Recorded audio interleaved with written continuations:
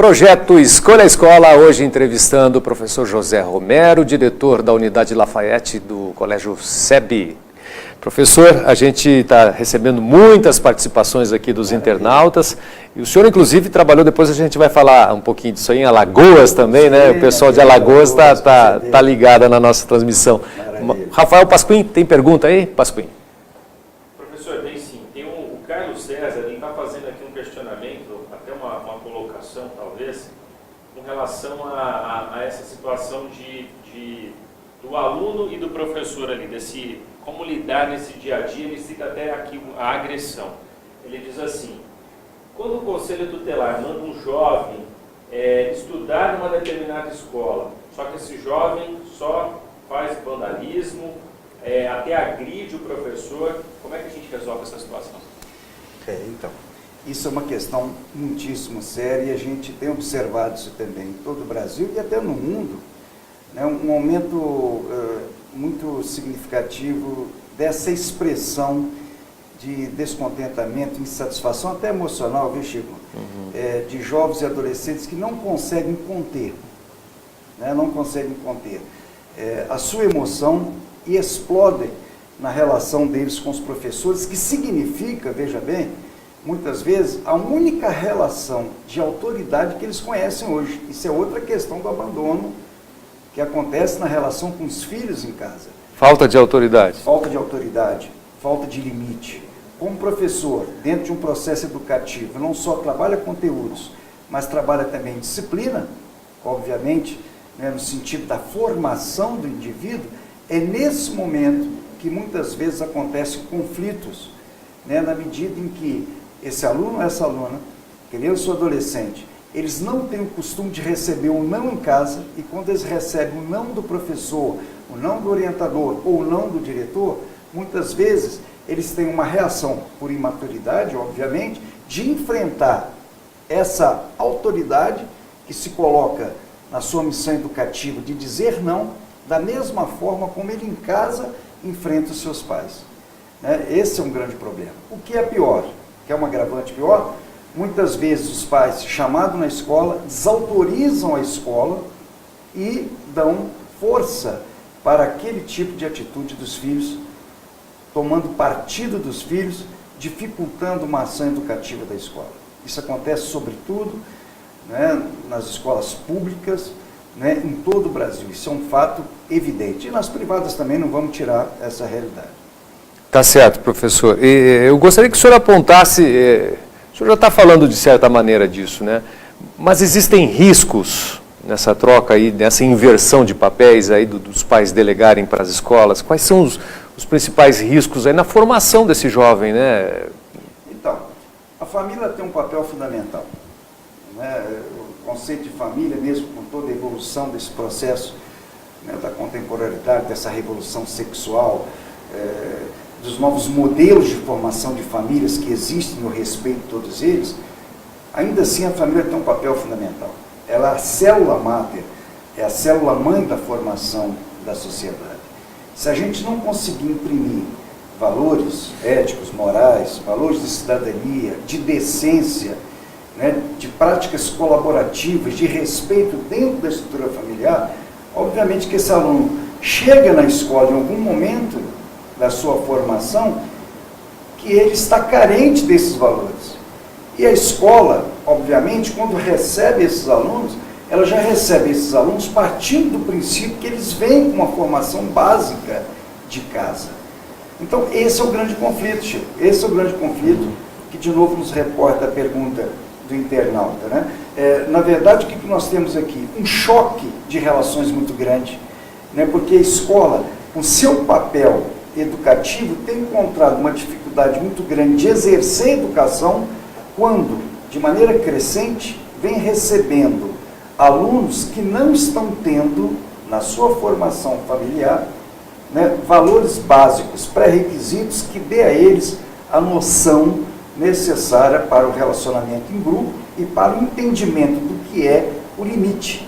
Nós vivemos uma sociedade sem limite hoje, onde muitas vezes as famílias, por não quererem conflito com seus filhos, entregam os dispositivos mais modernos para que eles se ocupem pouco tempo, até em Alagoas, quando eu dirigi uma escola de ciclo completo e havia crianças do ensino fundamental, eu disse a uma mãe assim, né, numa reunião que nós fazíamos, olha, mas ele está com muito tempo disponível de acesso à internet.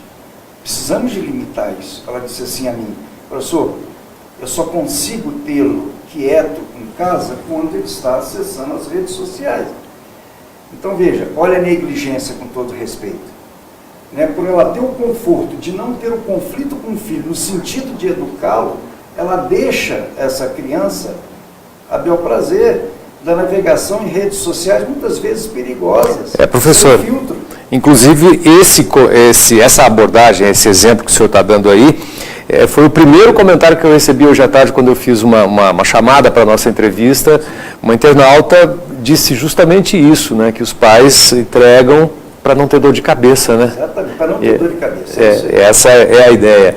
Como é que está a participação aí, Pasquim? Só mais uma colocação ainda nessa pergunta que eu acabei de fazer, é o seguinte, pelo que o Carlos acabou de passar aqui, isso é um caso real, né, de agressão, porque ele disse agora assim, desculpe o desabafo, mas o professor está afastado por um problema psicológico, os alunos estão perdendo as aulas, né, a orientação desse professor, e o aluno problemático está protegido. Será que se ele puder informar, se ele é pai, se ele é professor, né, se ele puder...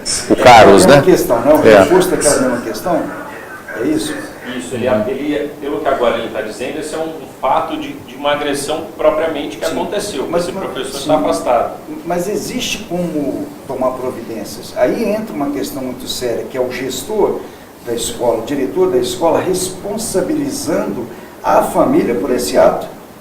Porque existem mecanismos através, né, do Conselho Tutelar e do próprio Ministério Público Estadual, né, que permite à escola denunciar essa negligência na educação da criança ou práticas agressivas da criança que fogem do próprio controle disciplinar da escola.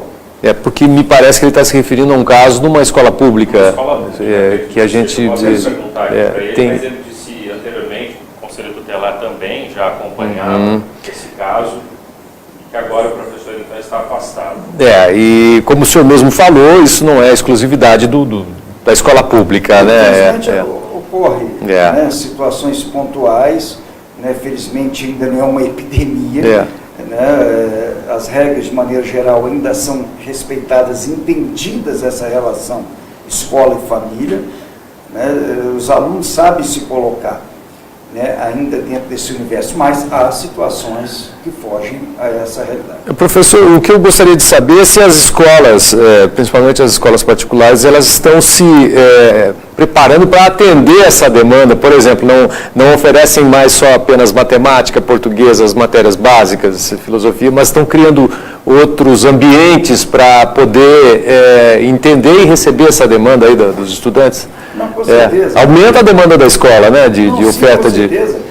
A escola ela evolui, Chico. A escola é um pouco do reflexo do que é a sociedade, um pouco do reflexo do que é a família, um pouco do reflexo do que é o mercado de trabalho. Eu costumo sempre dizer, e eu acho essa comparação muito interessante, né, a escola ela é reflexo do que acontece na sociedade. Né? A escola reproduz o que acontece na sociedade. É uma troca. Embora a educação tenha uma função transformadora muito grande, é claro que eu recebo dentro de uma unidade de ensino extratos da sociedade, com todos os seus vícios, com todas as suas demandas. E a escola, diante dessa nova realidade, também vai se adaptando.